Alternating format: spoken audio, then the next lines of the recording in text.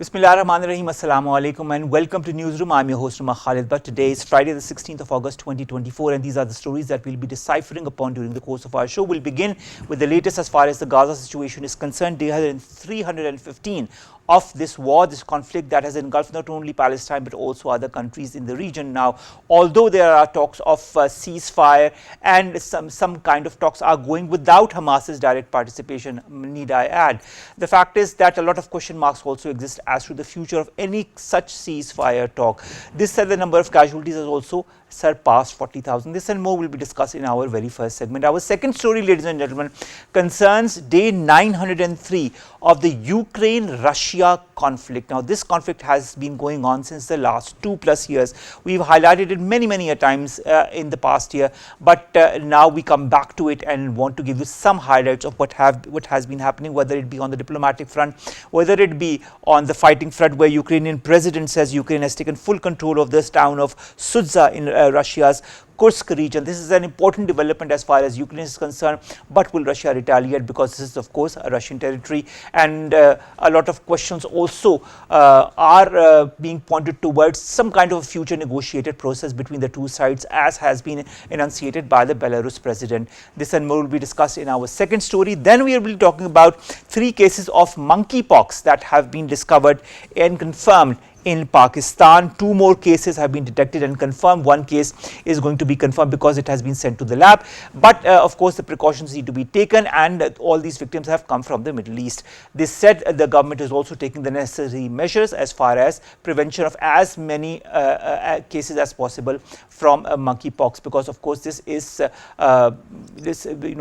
goes from one person to the other through droplet infections. Finally, we'll be talking about the 27th death anniversary of nusratfatehalikhan Sahab, the legendary Qawwal, the renowned musician, not only known in Pakistan but also internationally. Born in Faisalabad on 13 October 1948 and passed away on this very day in 1997. We'll be highlighting some of his achievements in our last story. Let's begin with our first, and that concerns the situation in Gaza on day 315. We've been joined by 2 guests. Let me introduce them to you one by one. Sarwar Naqvi Sahab, former ambassador, joins us online. Ali Sahab, thank you very much to have joined us. Our second guest is Reza Shah. He's a senior analyst. Reza, good to see you with a good haircut today in the show. Let's begin with Ali Sarwar Naqvi Sahab. Ali Sahab, the Gaza ceasefire mediators from Qatar, Egypt and the US, a lot of reports say that they have ended a constructive day of discussions, and talks will continue today as well. This is a US official that has told this to the Reuters news agency. This said, the very interesting thing to note is that Hamas is not directly part of these negotiations. There are still gaps that need to be taken care of, but there is a lot of opposition, let's put it that way, from the Israeli side. Hamas says it wants a plan based on US President Joe Biden's May 31 ceasefire proposal, but there are again question marks on this, especially from the Israeli side. What are you foreseeing? What's going to happen as far as these ceasefire talks are concerned? Will they ever, be completed? Will they ever be, will we ever see ceasefire happening in Palestine? That's a good question. It's very sad.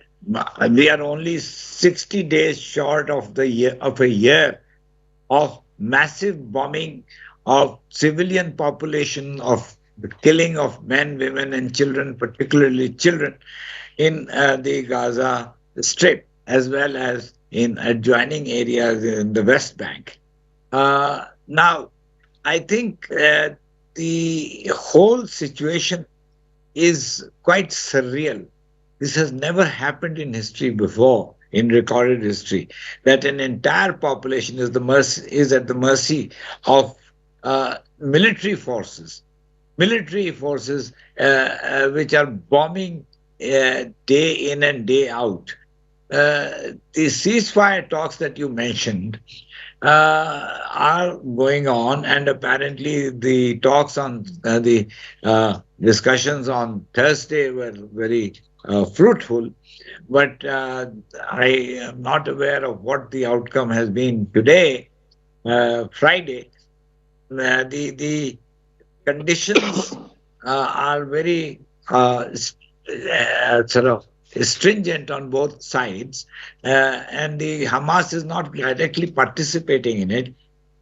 So this makes it very, very uncertain kind of negotiations. The May 31 plan launched by the United States provides for ceasefire, but not a permanent ceasefire, but merely a pause of a kind. And the conditions that the Israelis are laying down are so difficult or so unrealistic that this is not likely to get much traction. However, both sides also are reported to be now wanting to have some kind of a agreement on halting the fighting. I think the situation requires urgent action by the international community, by the Security Council, and it seems that the Western countries are not even thinking of activating the international process. You see, it is very clear that if Iran is threatening to launch an attack on Israel, then they all are gathering around Israel and saying that Iran must be stopped. Well, if that be the case, why aren't they doing something about what Israel is doing?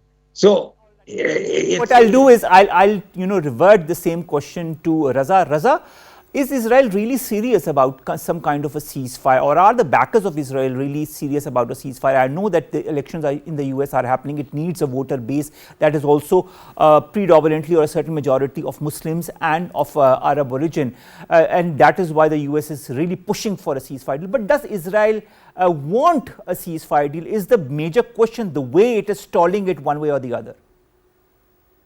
I think a very good proof would be that if you look at October the 7th, how many potential ceasefires or negotiations they've entered. I think this is the 7th round or the 8th round. You've got interlocutors, you've got mediators from Egypt, Jordan, Qatar, America, putting different proposals. We've had meetings in Paris and Doha. If you notice, there's a pattern on each one, and so I think very important for all of your viewers. Whenever Israel commits a massive massacre, just like just now, previously when they just done a massacre in the school, all of a sudden the tension rises. You have an international community who come and then condemn this action. What Israel then does, it proposes negotiations. A de-escalation cycle starts. Negotiation starts again, and then Israel is the same partner in that negotiation. What it does, it puts in strong conditions. In other words, it doesn't have the intention. And then the negotiations, they fail, they go by the wayside, and then the perpetrations start again. And then it gets escalated, and then the cycles happens over and again. So, in other words, we're in another cycle now, and I think the Hamas and the Palestinians have actually realized this. Hence, it's telling that the Hamas delegation are not in Doha. Yes, you have their interlocutors, they are representing them. So, number one. Number two, if you look at the American proposal, in the proposal, it actually entails that we don't necessarily want a ceasefire. What they require is hostages, to release the hostages for Israel, because that will be a massive internal and external victory of some sort, which they obviously believe in. And so, therefore, the American plan itself, its intention is not to ceasefire. The intention is to grab the Gaza enclave and then annex it and usurp it, basically. So I don't see no serious negotiation taking place. And of course, it's your opinion as well, and the opinion of so many others as well. Ali Saab, Israel issues new evacuation orders for South Gaza, which cover some areas which it had indicated as a humanitarian safe zone. Nothing new there as well. Previously also, humanitarian safe zones have been evacuated on orders of the Israeli government or the Israeli military. And what we see is to and fro between Gaza, Rafah, Gaza, one part of Gaza, the other part of Gaza, and you make the Palestinians deliberately flee from one area to the other on one pretext or the other. Why is all of this happening in your point of view? And what is the ultimate game plan as far as the Palestinians in Gaza is concerned? Does Israel want all of Palestine, of the Palestinians in Gaza to flee from there so that they can install their own settlers there? Is there some other game plan that is in progress? What's your take on that?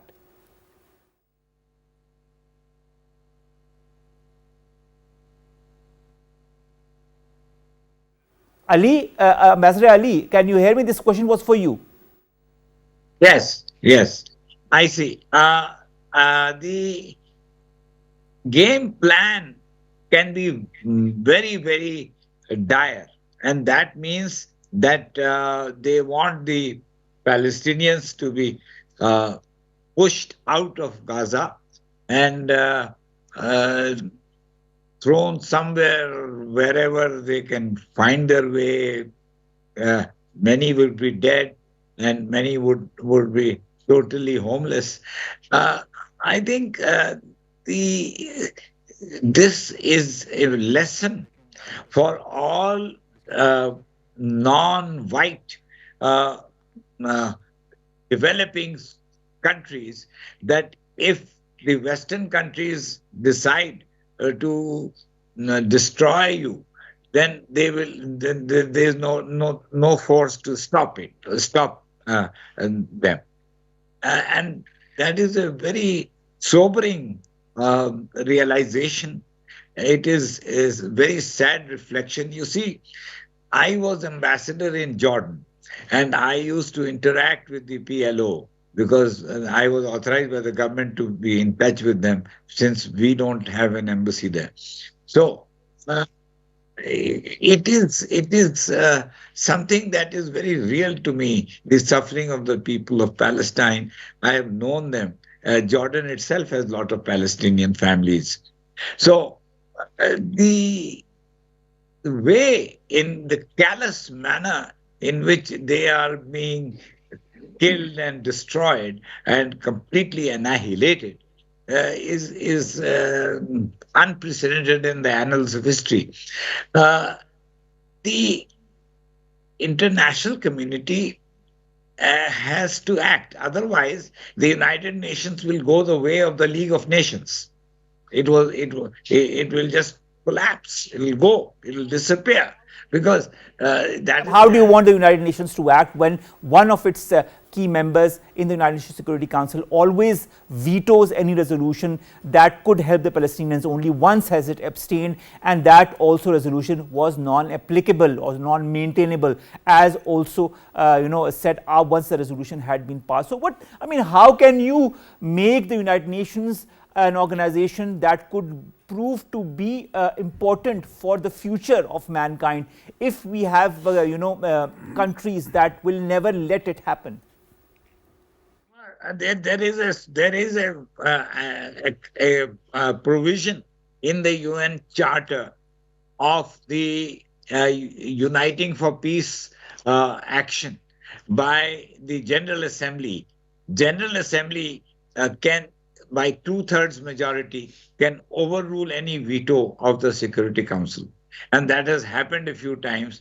In the Korean War, the Uniting for Peace resolution overrode the Russian veto. So there have been instances like this in the past. Therefore, the solution or the next possible action is that there should be a Uniting for Peace resolution of 2/3 majority. And then under Chapter 7 of the United Nations Charter, the international community can take action with a call for cessation of hostilities and by all parties, and then installing a peacekeeping force there till normalcy returns.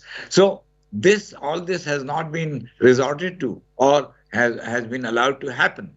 Therefore, I think that the non-Western countries, ranging from South Africa to Malaysia, to Pakistan, Turkey, whatever have you, all these countries should band together and move in that direction.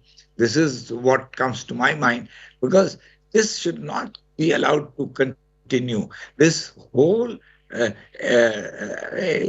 initiative, this whole offensive of the Israeli forces is becoming, as I said, only 60 days short of a year now. You said that 361 days, 360 days. So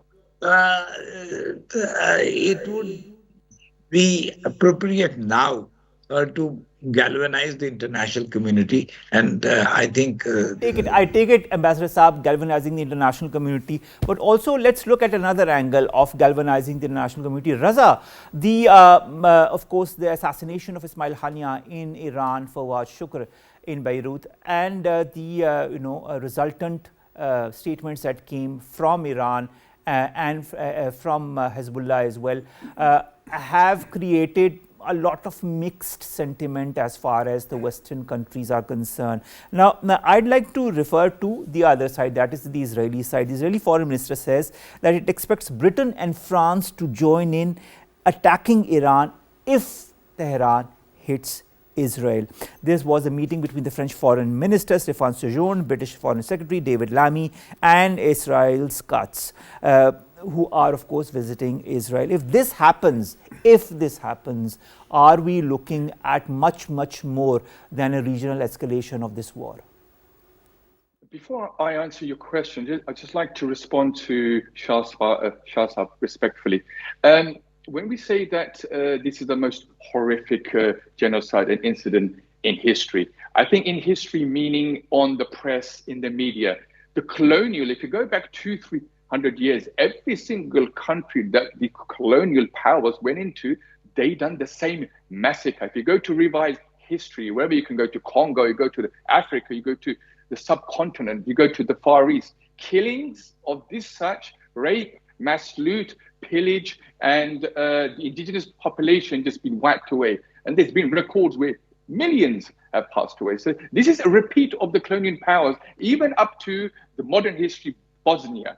You see what happened there, the Srebrenica massacre. So we shouldn't be surprised why these Western powers act in certain ways. And Israel is impunitively acting in such way because why? It's in the intrinsic nature, the history, and the DNA of the Western power to behave in such ways. Now, answering your question, there is news from behind closed doors that the Western powers have already threatened Iran with nuclear strike on their nuclear installations and their infrastructure. Iran has already replied to them to say that if you're going to do this, then we also now are going to start a nuclear program. So now this is getting escalated even more so. Will there be a war? I think that's the crux of the question. I think Israel's game plan, 7th of October, even before that, was always to bring in Iran into this global regional war. And right now, it's come to the point where Iran now knows that this situation was going to come, this phase where this might be an all-out regional war. Hence, Iran has not responded. It will probably respond at the right time, is getting itself ready, including the axis of resistance. All right. Thank you very much, Reza Shah. And of course, thank you very much as well, Ambassador Ali Sarwar Naqvi, to have joined us to talk about day 315 of this conflict that continues to rage on. The people continue to be killed, 40,000 plus casualties, and the real figures must be 3 or 4 times, if not more, than this, because there's a huge number that are also buried under rubble and are presumed to be dead. Thank you very much to both of my eminent guests who have joined us and to have highlighted different aspects of this conflict that for the moment doesn't seem to go anywhere towards calm or towards a ceasefire for the moment. But let's hope for the best. Let's hope these ceasefire talks come to some kind of conclusion. Thank you very much to the both of you. Let's come to my second story, and that concerns the Russia-Ukraine conflict, and it has entered its 903rd day today. Ukrainian President Zelensky says Ukraine has taken full control of the town of Sudza in Russia's Kursk region after sending thousands of troops across the border in a surprise attack that did begin on the 6th of August. And of course, this has had a very strong reaction from the Russian side. And although a lot of international commentators say it has taken Russia by surprise, has it? Is the question that I will be asking my two eminent guests who joined me for this very segment. In the studios, we've been joined by former Ambassador at Large Nasir Khan Sahab. Thank you very much, sir, to have joined us. And online, we've been joined by James Dorsey. He's a political analyst. James, I hope you're still online with us. Thank you very much, James, and welcome to this segment of my show. We'll begin with you, Nasir Sahab.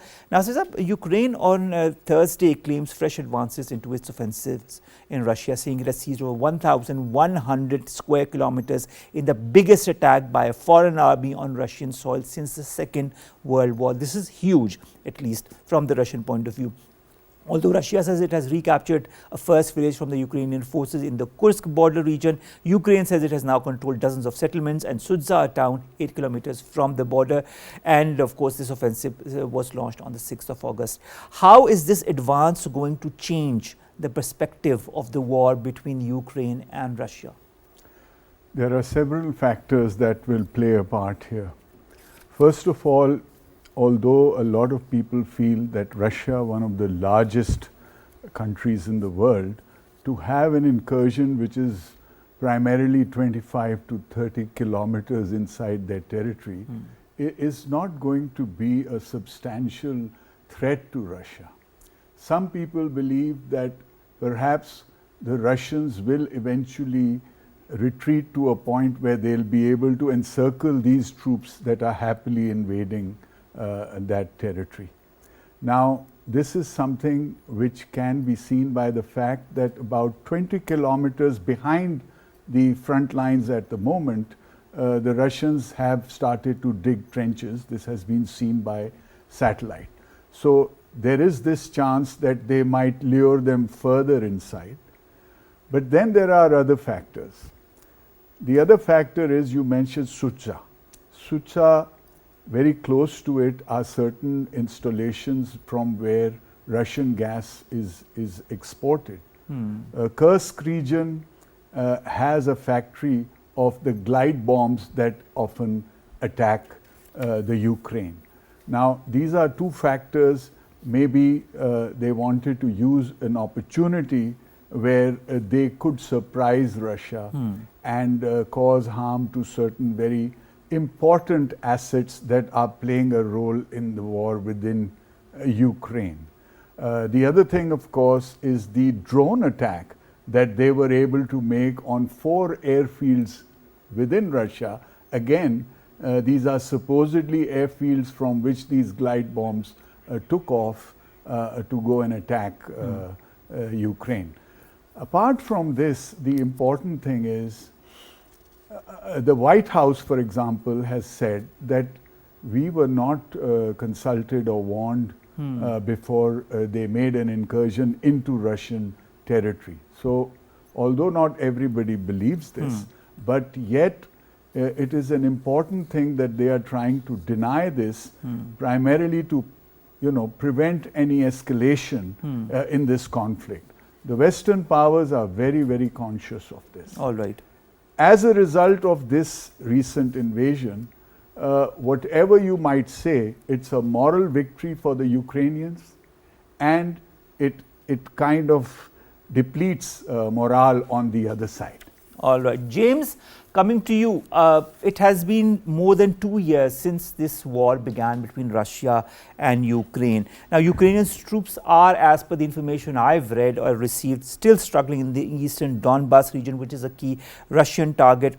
There have been civilian deaths as the deaths continue to happen in Russia. Now, 2 years is a huge, huge time as far as any escalation or any war is concerned. Russia's defense ministry in a briefing says that it has liberated the village of Ivanovka, which is using the Russian name of the village, and of course to and fro between the Ukrainian side that is claiming, or the Russian side that claims more advances than the Ukrainian side, of course, but the Ukrainian side has advanced much more as far as its offensive into Russia is concerned, as I was asking my guest here. How do you see, James, how do you see this war more than 2 years after it began? Where are things moving to? Well, I think what is evident, and I agree with my colleague who just spoke before me, and that was a very good analysis. Obviously, the fact that Russia has not been able to succeed in 2.5 years of war, stronger even the fact that Ukraine 2.5 years into the war is able to at least temporarily conquer Russian territory and attack significant Russian military assets is embarrassing for the Russians. There's no other way to put it. And those parts of Russia who may or may not be able to vocalize their criticism of the war are obviously going to be strengthened by the Ukrainian initial incursion. On the other hand, I think what is increasingly evident is two things. One is neither Russia nor Ukraine, with the current level of Western support, is able to win this war. The problem is, of course, is that warring parties only agree to negotiate when the price of not negotiating gets too high. And the price is neither too high for the Ukraine nor for Russia at this point. So they'll slug this out for some time to come yet. James, you talk about that neither side is gaining any ground as far as this war is concerned. This war that has been going on since more than 2 years. I'd like to refer to two statements, and I'll group them, and I'll ask your point of view on that. China says its special envoy on Eurasian affairs had a telephonic phone call with Pope Francis' special envoy in Ukraine and discussed the conflict. My first part of the question is, could countries like China play some kind of a role in the de-escalation of war? Second is the talks that are going on as far as some kind of resolution to this conflict or a negotiated settlement to this conflict is concerned. Andriy Yermak, who's Ukraine's president's chief of staff, said Ukraine plans to hold a follow-up conference this month to June's peace summit in Switzerland. And of course, it's going to take place and focus on energy security. But in June, if you remember well, the dozens of countries at the Summit for Peace in Ukraine had declared that Kiev's territorial integrity needed to be respected, and they urged dialogue between all parties to find a lasting settlement in this conflict with Russia. Can some kind of negotiated settlement still happen between the two sides that could lead to an end to this 2-year-plus war? Well, first of all, with regard to China, China has an important role to play.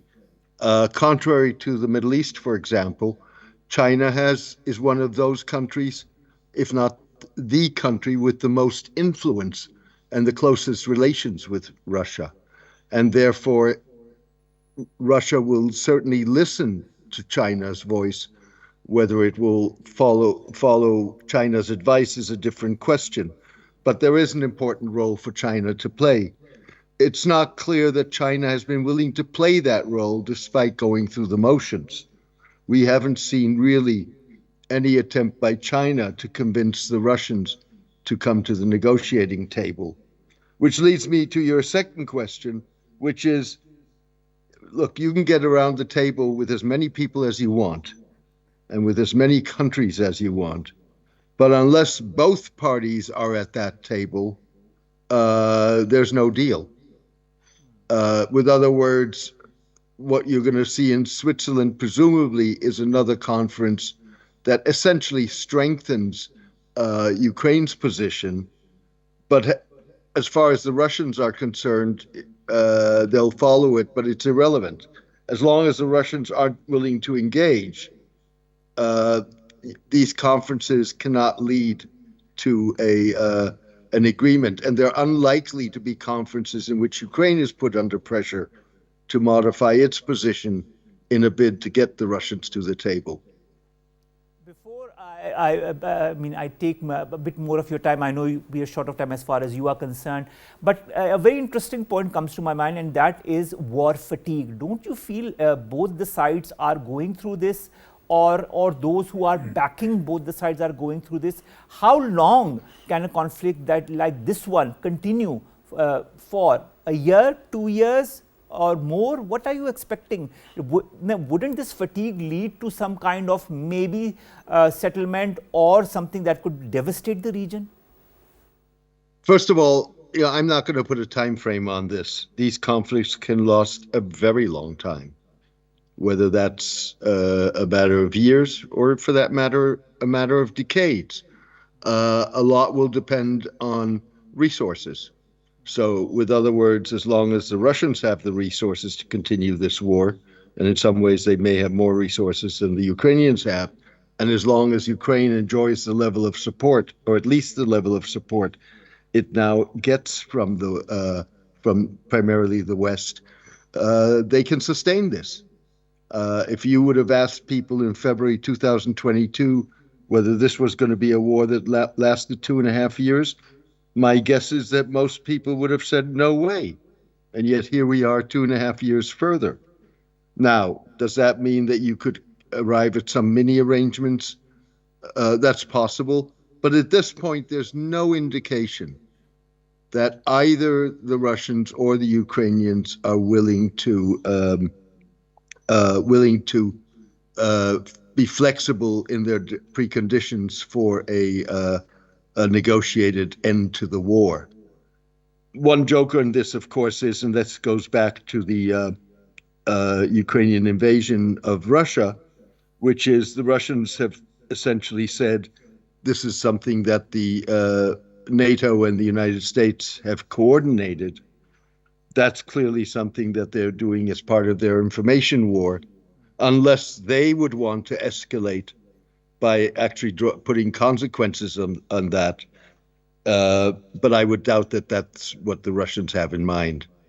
All right. James Dorsey, thank you very much to have joined us. Political analyst James Dorsey joining us, discussing day 903 of this conflict between Ukraine and Russia. Thank you very much to have joined us. Coming to you, Ambassador Nasir. Many questions. United Kingdom's Ministry of Defense says Ukraine is allowed to use British weapons in operations on Russian territory, but there are restrictions in the use of long-range Storm Shadow missiles. Also, there are the British news media outlets that report Challenger 2 tanks that have been donated by the United Kingdom to Ukraine are being used in the Ukrainian incursion in Kursk. Can Ukraine be restricted in its use of weaponry? Is there any law that dictates that?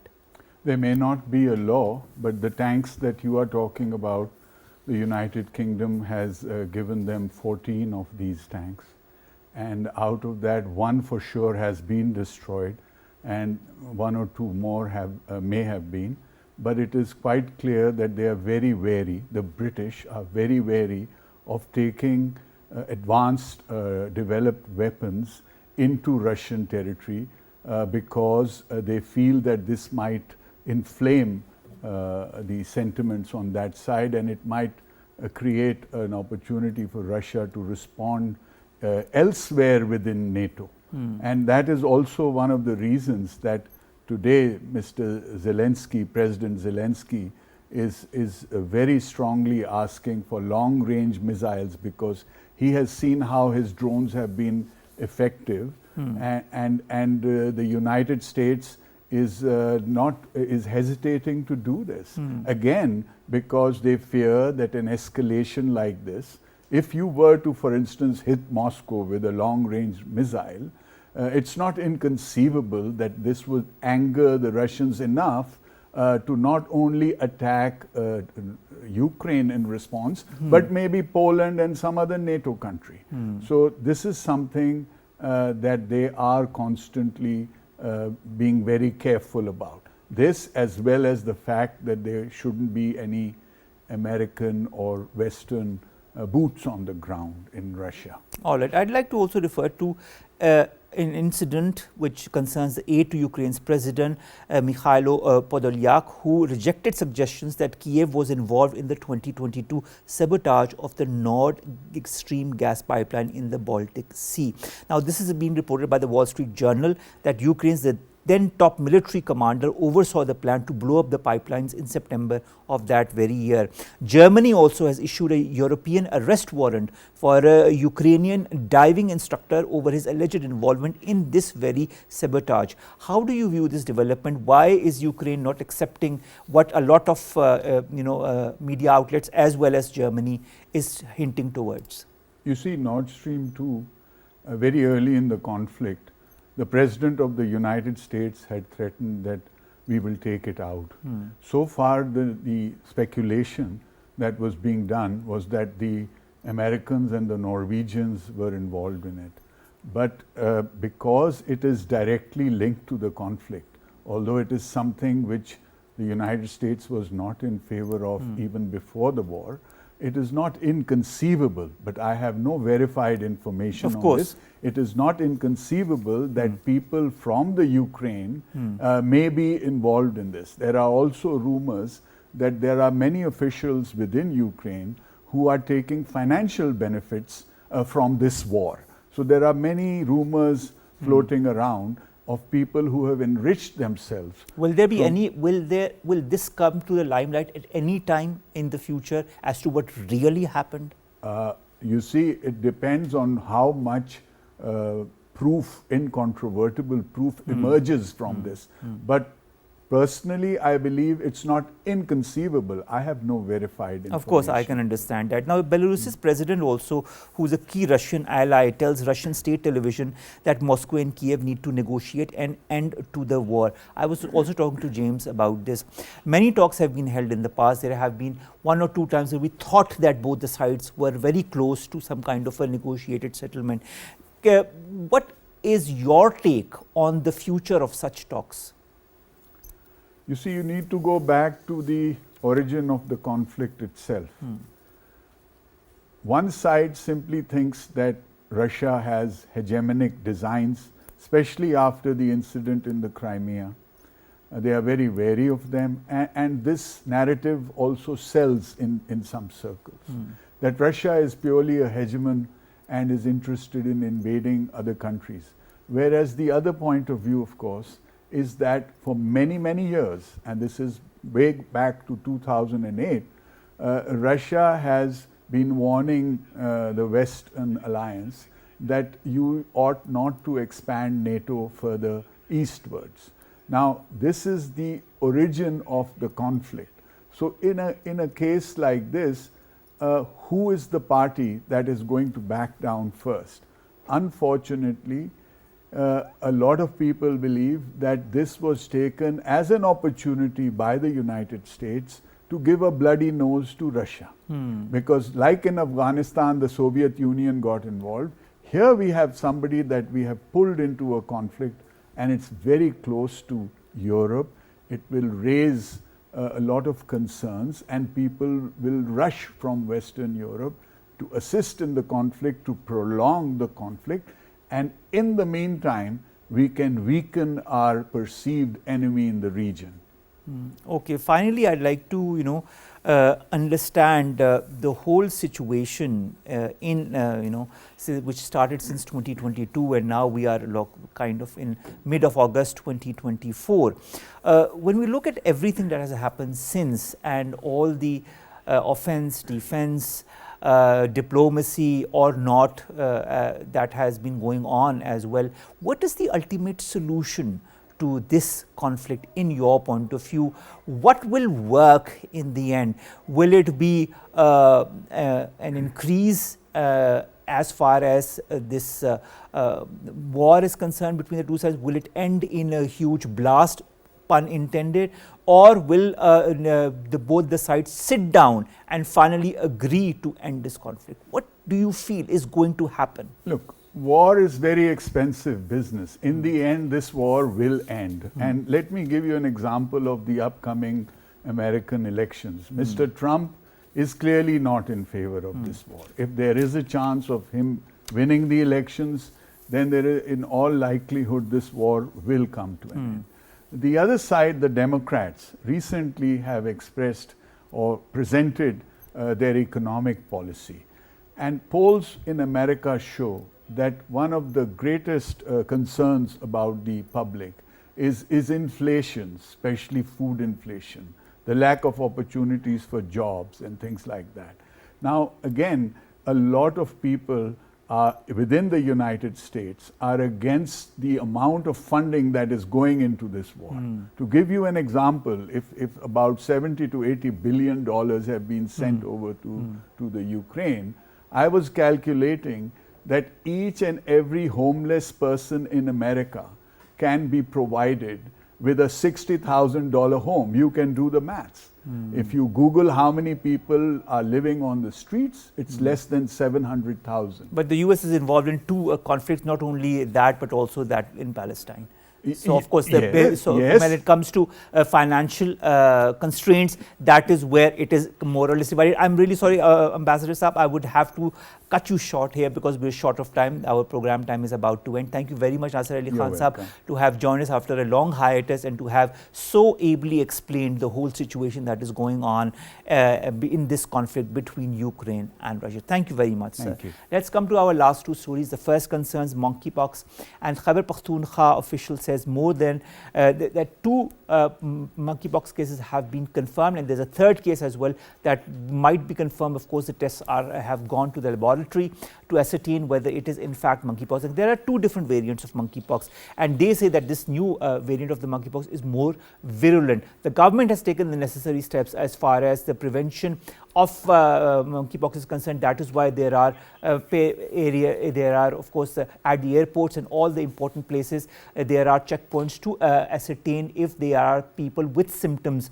of monkeypox. That is how they got to know that there were 3 cases of monkeypox as far as Pakistan is concerned. Not the first time that we've seen cases of monkeypox in Pakistan, but let's hope it does not disseminate to a much higher number and our government is able to control it at the earliest. Finally, ladies and gentlemen, today is the 27th death anniversary of our renowned musician and legendary Qawwal, Ustad Nusratfatehalikhan, a legend beyond measure. More in the following report. And before we begin this report, I'd like to bid you farewell. We'll see you inshallah next week on Monday with new stories and segments that pertain to you, us and Pakistan. Allah Hafiz, have a great weekend and watch this report.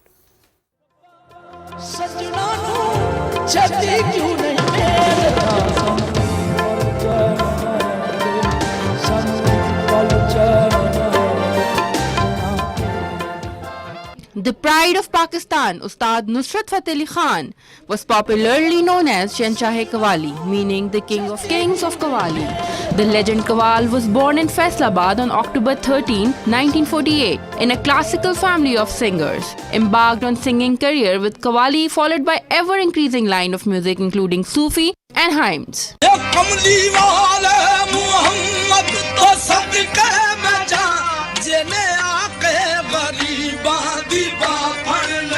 With his stunning voice, Khan's first public performance was at the Leaders of Qawwali Party, at a studio recording broadcast as part of annual music festival organized by Radio Pakistan, known as Jasht-e-Bahara.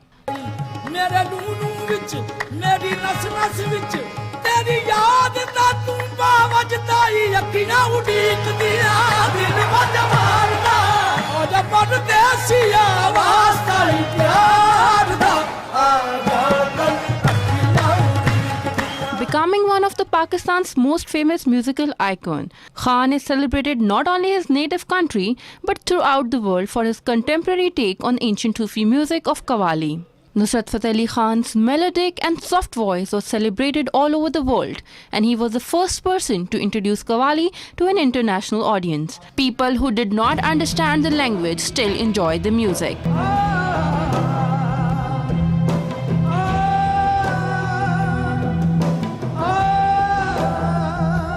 He was the first Pakistani to sing for Hollywood. Bollywood knocked on his door, not the other way around, and Khan sang extensively for Indian movies.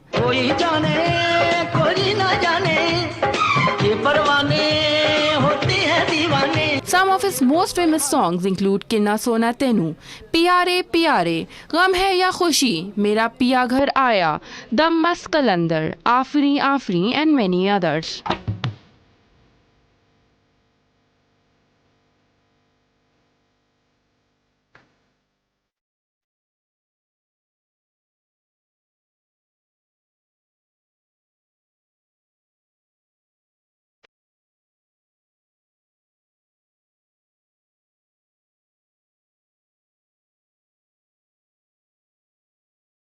The government had awarded him with pride of performance for his splendid work in the field of music. The legend Qawwal died of a cardiac arrest at the age of 49 on 16th August 1997 at the peak of his career.